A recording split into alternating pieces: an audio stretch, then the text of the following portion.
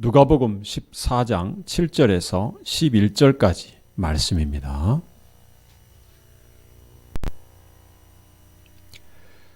청함을 받은 사람들의 상좌 택함을 보시고 저희에게 비유로 말씀하여 가라사대 네가 누구에게나 혼인잔치에 청함을 받았을 때에 상좌에 앉지 말라. 그렇지 않으면 너보다 더 높은 사람이 청함을 받은 경우에 너와 저를 청한 자가 와서 너더러 이 사람에게 자리를 내어주라 하리니 그때 네가 부끄러워 말석으로 가게 되리라. 청함을 받았을 때에 차라리 가서 말석에 앉으라. 그러면 너를 청한 자가 와서 너더러 벗이어 올라 앉으라 하리니 그때에야 함께 앉은 모든 사람 앞에 영광이 있으리라. 무릇 자기를 높이는 자는 낮아지고 자기를 낮추는 자는 높아지리라. 아멘. 기도하겠습니다. 은혜와 사랑이 충만하신 하나님 아버지 감사합니다. 오늘도 하나님께서 저희에게 주시는 귀한 말씀을 듣기를 원합니다. 하나님께서 이 시간 부족한 종이 입술을 통하여서 말씀하여 주실 때에 모든 성도가 아멘으로 받게 하여 주시고 우리의 눈과 귀가 열리며 하나님의 말씀의 진리를 온전히 깨닫게 하여 주시고 그 말씀을 마음에 새겨 귀한 삶의 열매로 나타나게 하여 주시옵소서. 이 시간 주의 말씀 앞에 순종하는 결단이 있게 하여 주시고 성령께서 충만히 임재하여 주시옵소서. 전하는 자나 듣는 자에게 늘 성령이 충만하여 은혜의 시간 되게 하여 주옵소서. 주 예수 그리스도의 이름으로 기도하옵나이다. 아멘.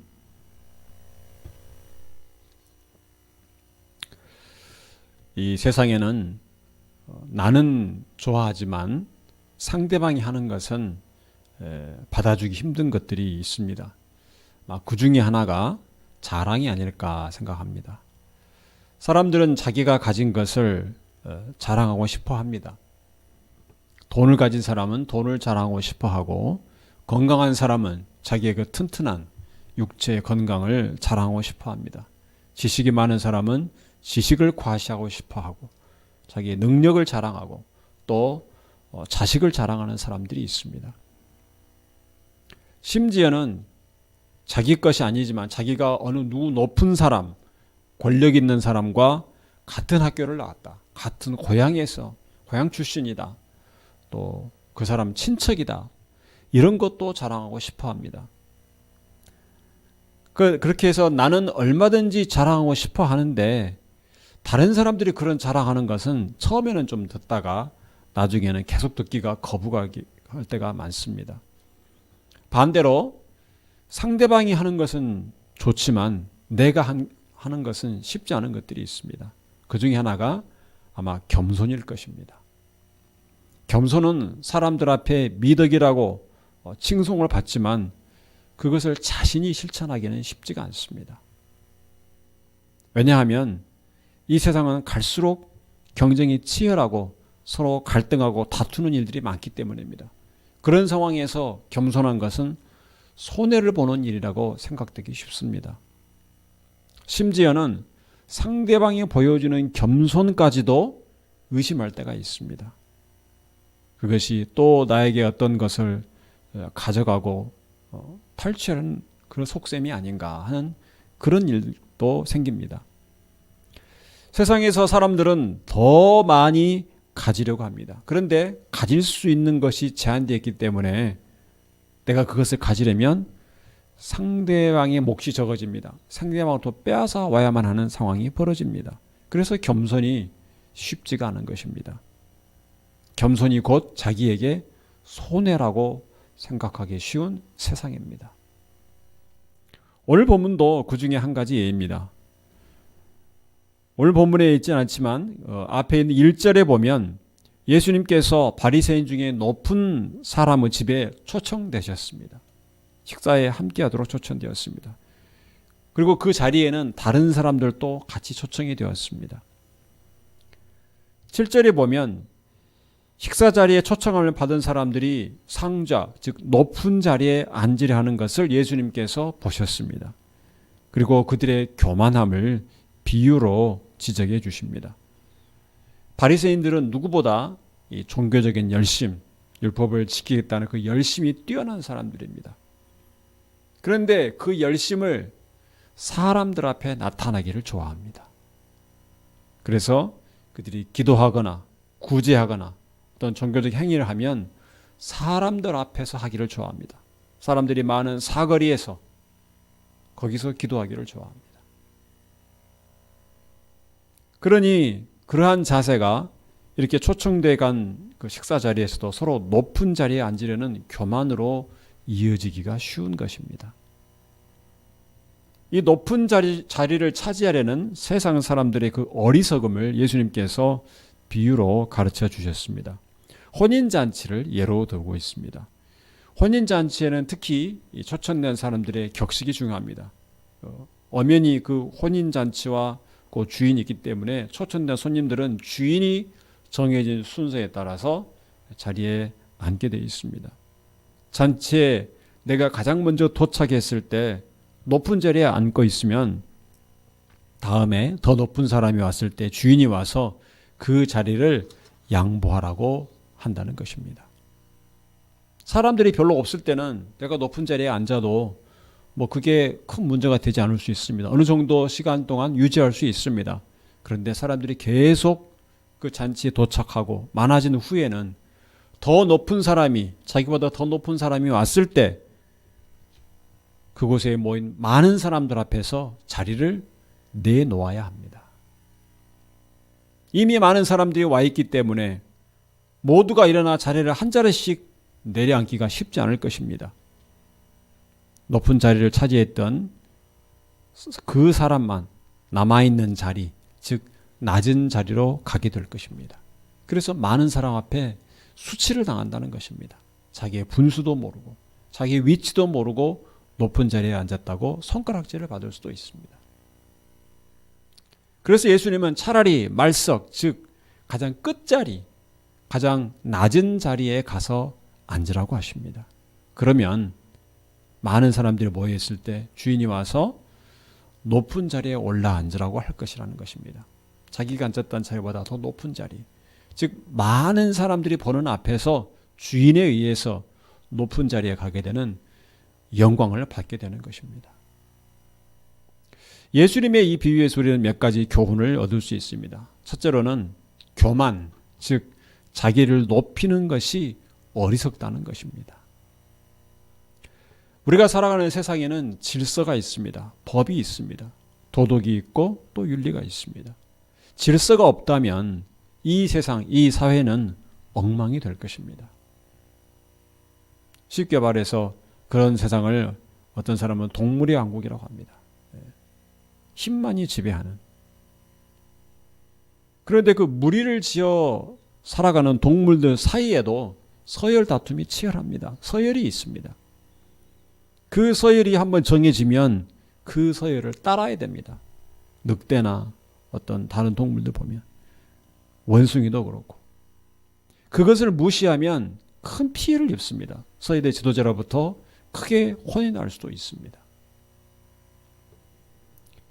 그런데 더더욱 사람들이 사는 사회는 질서가 있어야 됩니다. 그래서 높은 자리에 오르려는 경쟁도 치열합니다. 그런데 자신이 그 치열한 노력에 의해서 높은 자리에 오르는 자격을 갖추었다고 생각하면 어느 순간에 더 뛰어난 사람이 나타나게 될 수 있습니다. 먼저 높은 자리를 차지했다고 해서 그 자리가 계속 보장되지는 않습니다. 동물들도 힘이 약해지면 우두머리 수컷 수사자에게 또는 수컷 지도자에게 도전하는 자들이 생겨납니다. 젊은 수컷들이 생기기 시작합니다. 그래서 그 싸움에서 지면 자리에서 내려와야 됩니다. 오늘 1등인 사람이 계속 1등인 것이 쉽지가 않습니다. 사람이 영원한 존재가 아닙니다. 아무리 절대 권력이라 해도 지금 자기가 최고 권력을 가지고 있다고 해도 결국은 내려놓아야 될 때가 있습니다. 쇠약해질 때가 있습니다. 힘을 잃어버릴 때가 있습니다. 자기가 내려놓지 않으면 빼앗기게 될 것입니다. 그런데 그것을 모르는 사람은 참으로 어리석은 사람입니다. 지금 자기가 가진 힘에 취해서, 권력에 취해서, 돈에 취해서 자기가 가장 강하다고 다른 사람을 무시하고 그 힘을 휘두르다가 나중에 다른 사람에 의해서 강제로 끌어내려지게 되는 그런 일이 발생할 수도 있는 것입니다. 사람은 높은 자리에, 성공한 자리에 가면 자기가 그만한 노력과 그만한 자격이 있다고 생각을 합니다. 그런데 시간이 지나면 다른 사람에게 넘겨주어야 하는 것입니다. 높은 자리에 있다면 내려갈 일만 남았습니다. 반대로 가장 낮은 자리에 있으면 올라갈 일만 남은 것입니다. 그런데 요즘에는 이 권리를 중요하는 사회가 되다 보니까 자기를 높이는 그런 어리석은 생각이 점점 많아지는 것 같아서 안타깝습니다. 권리라는 것은 나를 지키는 그 최소한의 경계를 의미하고 있습니다. 그것을 권리라고 합니다. 그런데 내 권리만 중요하게 여기다 보니까 다른 사람을 무시하는 그러한 경향도 생겨납니다. 언젠가 제가 새벽에 전철을 탔는데 사람들이 많이 있었습니다. 자리에 한 젊은 청년이 다리를 꼬고 앉아서 핸드폰을 열심히 들여다보고 있습니다. 근데 그 앞에는 많은 사람들이, 새벽 일 가는 나이 많은 사람들이 손을 잡고 그 앞에 서 있었습니다. 역을 지날수록 사람들은 계속 더 밀려드는데 여전히 그 폭행 다리를 풀지 않고 그대로 있습니다. 물론 요즘에는 나이 지긋한 할머니, 할아버지들이 서 있고 젊은 사람이 자리에 앉아서 스마트폰 들여다보는 일들이 너무 흔한 광경이 되었습니다. 그래서 자리 양보는 별로 기대도 않습니다. 그런데 그 만원인 지하철 또 전철 안에서 다리를 포개고 앉아서 있는 것은 그 앞에 서 있는 사람에게 큰 피해를 주는 행동입니다. 혼자서만 그 넓은 공간을 차지하는 것에 대한 미안함이 없습니다. 자기 권리라고 생각하는 것 같습니다. 마치 이 이상은 나에게 가까이 오지 말라. 만원인 지하철 내에서도 자기 공간을 더 넓게 확보하려는 것으로 보이기도 했습니다. 앞에 서 있는 사람이 불편한 기색을 내비치는데도 전혀 아랑곳하지 않고 스마트폰만 들여다보고 있습니다. 마치 내가 스마트폰만 들여다보면 다른 사람을 배려한 일에서 자기가 면제되는 것처럼 그렇게 보입니다. 혼자 살 때는 그런 행동이 문제가 되지 않습니다. 그리고 혼자 살면 권리라는 말도 아무 의미가 없습니다. 그냥 자기 하고 싶은 대로 하면 됩니다. 여러 사람과 어울려 살 때 권리라는 것이 의미가 있는 것입니다. 그런데 요즘에는 여러 사람이 함께 살면서도 다른 사람보다 자신을 중요하게 여깁니다. 모든 사람이 자기만 중요하게 여기면 그 사회는 어떻게 되겠습니까? 붕괴되는 것입니다. 자기만 중요하게 여기면. 내 권리에 집착하고 자기를 높이려는 생각에 빠지기 쉽습니다. 요즘 사회는. 요즘 세상이 자기를 높이도록 계속 부추기고 있습니다. 광고를 통해서, 여러 사회 분위기를 통해서 자기를 주장하고 자기 의견을 강조하고 마치 자기가 세상의 중심인 것처럼 생각하도록 만듭니다. 그래서 무시당하지 않는 권리를 강조하다 보니까 이제는 교만함이 미덕이 된 그런 사회가 되었습니다. 어느 정도 교만해야 된다라고 생각하는 일들이 많이 있습니다. 이 자기 중심적인 사회, 다른 사람을 배려하지 않는 그 사회는 사람들 사이에서 갈등을 훨씬 더 많이 유발하게 되어 있습니다. 이 세상에서는 내가 더 많이 가지려 하고 더 높은 자리에 앉으려고 하면 다른 사람이 가진 것을 빼앗아 와야 되고 다른 사람을 밀어내야 합니다. 자기를 높이려는 것이 어리석다는 것은 자기를 높이려는 행동이 다른 사람을 낮추는 것이 되기 때문입니다. 밀려난 그 사람, 피해를 입은 그 사람에 의해서 내가 피해를 입고 내가 밀려날 때가 올 것입니다. 이렇게 이 세상 질서의 원리만 보아도 교만이 어리석다는 것을 알 수가 있습니다. 잠언에서는 이 겸손과 교만에 대한 많은 비교를 하였습니다. 교만에 대해서 수없이 경고를 하였습니다. 잠언 16장 17절에 보면 교만은 패망의 선봉이요 거만한 마음은 넘어짐의 앞잡이니라. 또 잠언 29장 23절 말씀에는 사람이 교만하면 낮아지게 되겠고 마음이 겸손하면 영예를 얻으리라. 자기를 높인다는 교만은 어리석은 것입니다. 자기를 낮추는 겸손이 지혜로운 것입니다. 예수님께서 결론적으로 이렇게 말씀하십니다. 우리 같이 오늘 본문 11절 말씀 읽겠습니다. 무릇 자기를 높이는 자는 낮아지고 자기를 낮추는 자는 높아지리라. 아멘. 이 말씀처럼 자기를 낮추어서 결국 나중에 영광을 얻는 성도들 되시기 바랍니다. 오늘 본문에서는 두 번째로 주목할 교훈이 있습니다. 하나님께서 교만한 자를 낮추시고 겸손한 자를 높이신다는 것입니다. 오늘 가르쳐 주신 예수님의 비유에서 주목할 것은 주인입니다. 높은 자리에 앉은 사람을 내려가게 하고 낮은 자리에 앉은 사람을 높이는 사람이 바로 주인입니다. 즉 자리를 정해주는 사람이 있다는 것입니다. 내 마음대로 할 수 없다는 것입니다. 이 세상의 질서를 주관하시고 다스리는 분은 하나님이십니다. 자기를 높이는 사람은 사실은 하나님 앞에서 교만한 사람입니다. 이 세상을 다스리시는 하나님 앞에서 교만한 사람입니다. 하나님께서 그 교만한 사람을 낮추실 때가 올 것입니다. 베드로전서 5장 4절에 젊은 자들아 이와 같이 장로들에게 순복하고 다 서로 겸손으로 허리를 동이라. 하나님이 교만한 자를 대적하시되 겸손한 자들에게는 은혜를 주시느니라. 아멘. 하나님은 교만한 자를 대적하신다고 했습니다. 그만큼 싫어하십니다. 겸손한 자에게 은혜를 주십니다. 여러분 이 말씀을 마음에 깊이 새기시기 바랍니다. 하나님께서 살아계심을 믿는다면 겸손한 것이 지혜입니다. 교만함은 하나님의 대적이 되는 것입니다.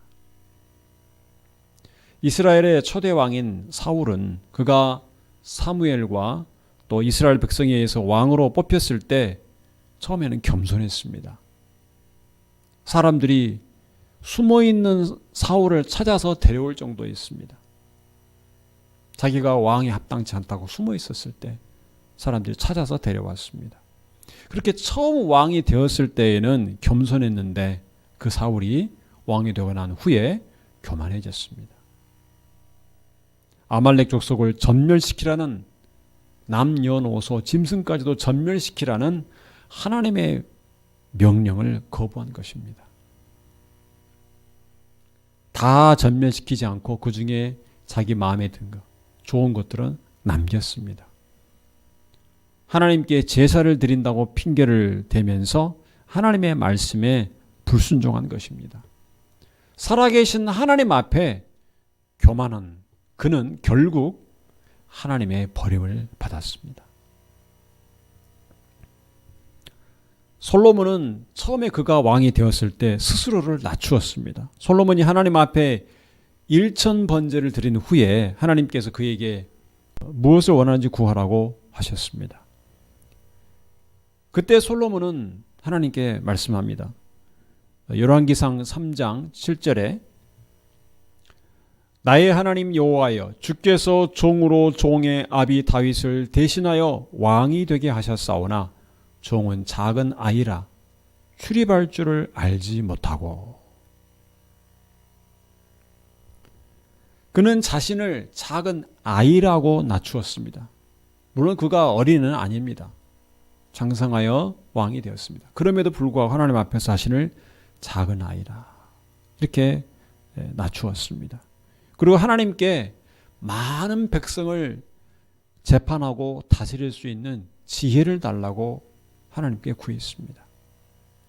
그렇게 솔로몬이 하나님께 구한 것이 하나님 마음에 들었다고 했습니다. 하나님 마음에 흡족했습니다. 그래서 솔로몬이 구하지 않은 부귀 영화도 함께 그에게 주었습니다. 솔로몬은 하나님이 주신 지혜로 수많은 지혜에 담긴 그 잠언을 지었습니다. 그런데 나이 들어서는 자신이 어리석게 행합니다. 솔로몬은 말년에 하나님 앞에서 교만했습니다.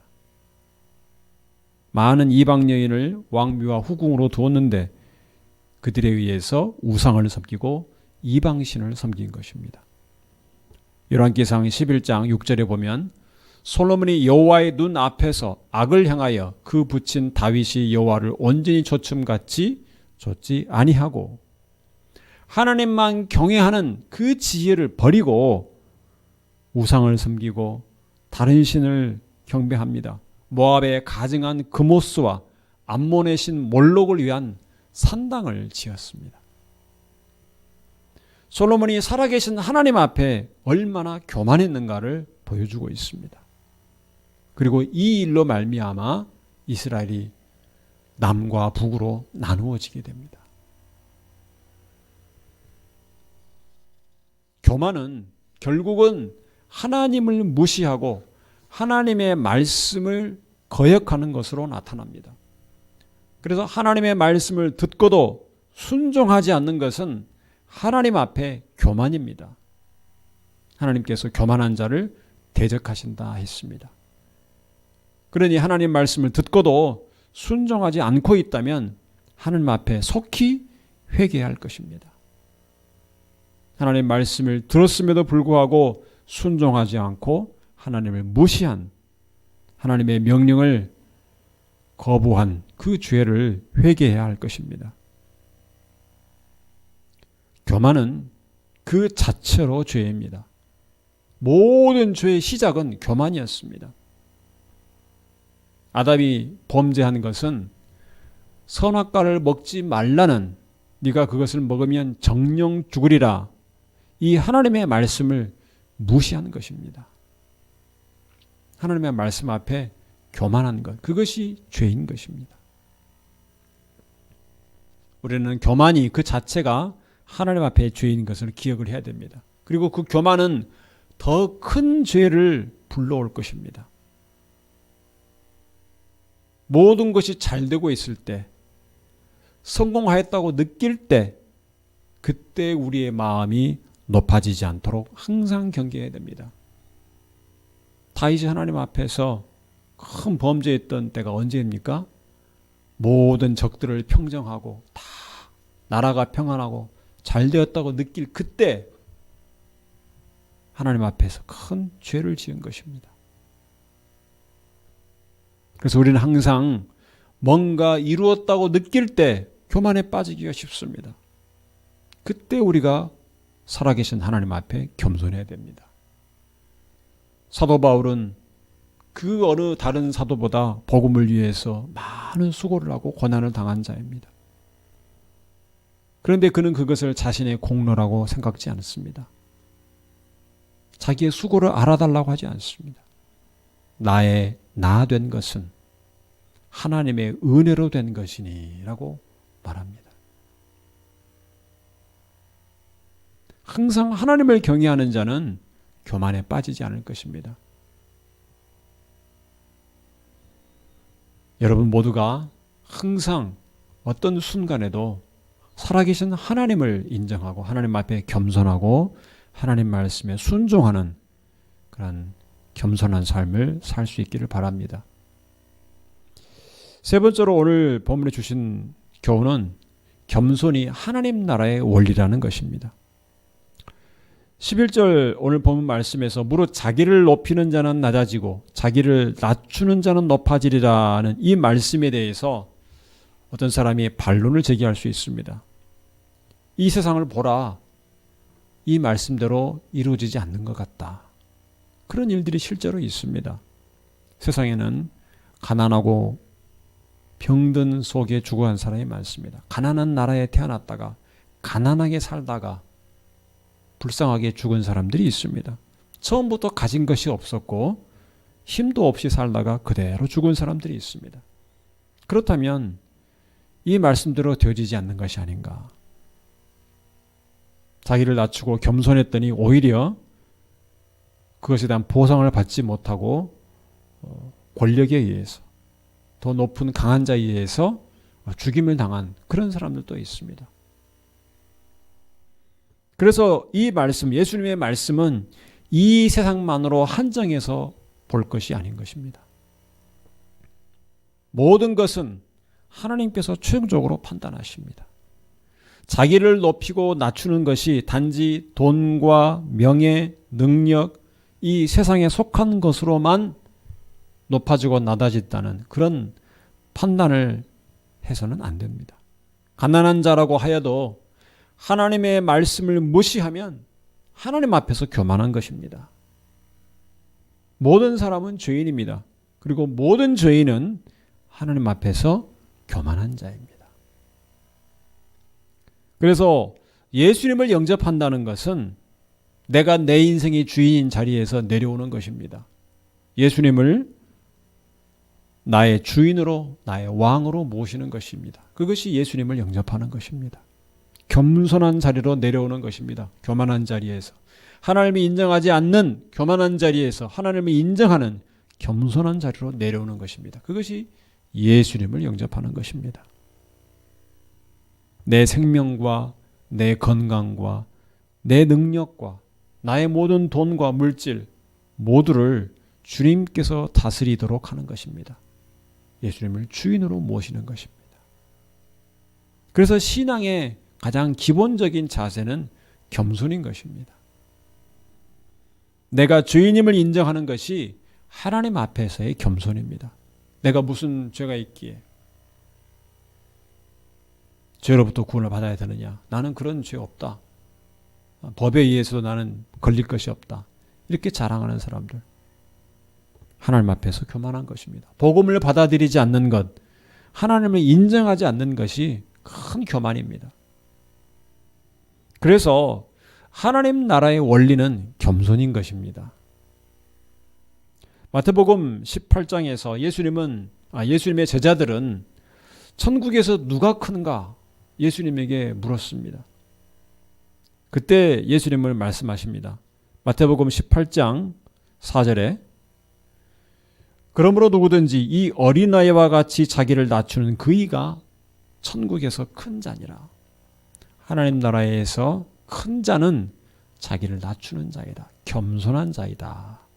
이렇게 말씀해 주셨습니다. 자기를 낮추는 겸손한 자가 결국 하나님 나라에서는, 하나님이 다스리시는 나라에서는 인정을 받습니다. 그럴 수밖에 없는 것이 바로 예수님께서 먼저 본을 보이셨기 때문입니다. 예수님께서 성자 하나님이시지만 그 동등한 지위 영광을 버리시고 자신을 비우고 사람들과 같이 피조물과 같이 되셨습니다. 이 땅에 육신을 입고 오셨습니다. 자기를 낮추시고 십자가에 죽기까지 하나님의 말씀에, 하나님의 뜻에 복종하셨습니다.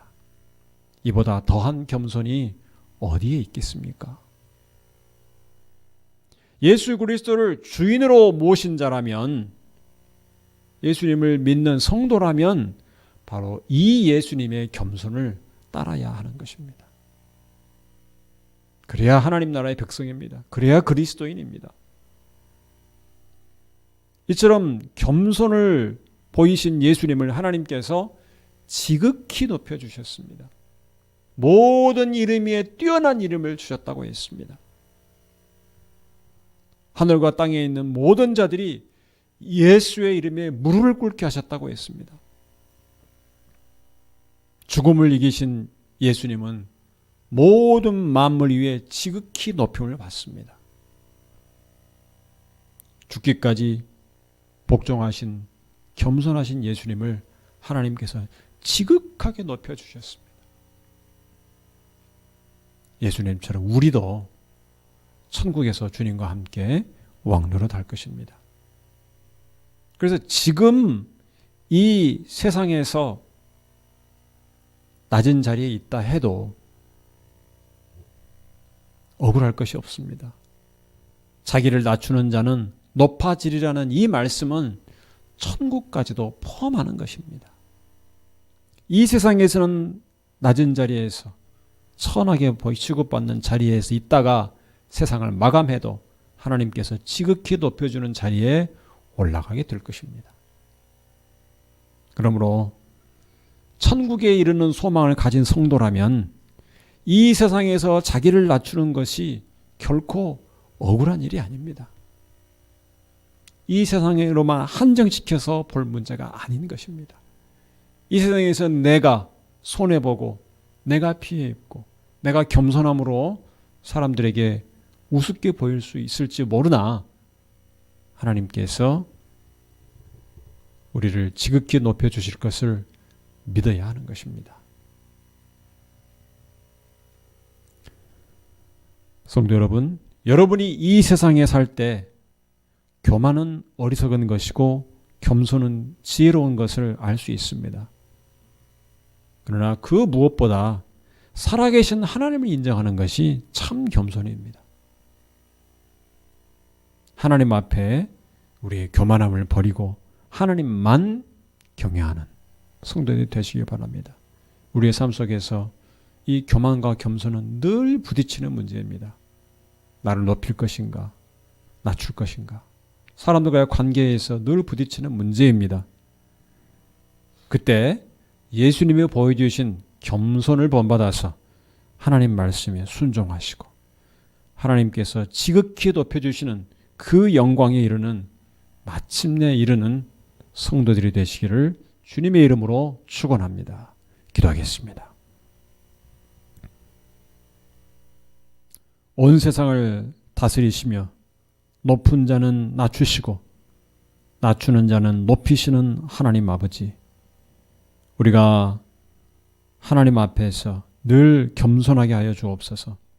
온 세상을 다스리시는 하나님 앞에서 겸손하여 하나님의 인정을 받는 자가 되게 하여 주옵소서.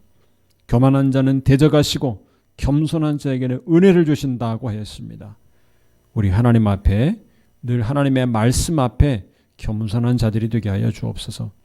하나님의 어미하신 말씀을 듣고도 그 말씀을 무시하고 순종하지 않는 교만함을 회개하게 하시고 하나님의 말씀에 온전히 순종하는 저희들 되게 하여 주옵소서. 우리 주님께서도 하나님의 뜻에 온전히 복종하시고 죽기까지 순종하셨습니다. 우리 주님을 본받아 겸손하게 하나님 앞에 순종하는 저희들 되게 하여 주옵소서. 교만한 어리석음을 내버리고 겸손한 지혜를 갖게 하여 주시옵소서. 하나님이 우리의 삶을 이끌어 가실 때 이 세상에서 우리가 만나는 사람들 앞에 이 겸손과 교만 사이에서 고민하고 갈등할 때가 많습니다. 하나님 아버지, 우리에게 참 지혜를 주셔서 하나님 말씀이 생각나게 하여 주시고 하나님의 말씀 따라 겸손한 삶을 살게 하여 주시옵소서. 교만하여 늘 넘어지는 자가 되지 않게 하여 주시고 겸손하여 늘 하나님 앞에 성실하고 바르게 참되게 살아가는 성도들 되게 하여 주시옵소서. 우리 주 예수 그리스도 이름으로 기도하옵나이다. 아멘.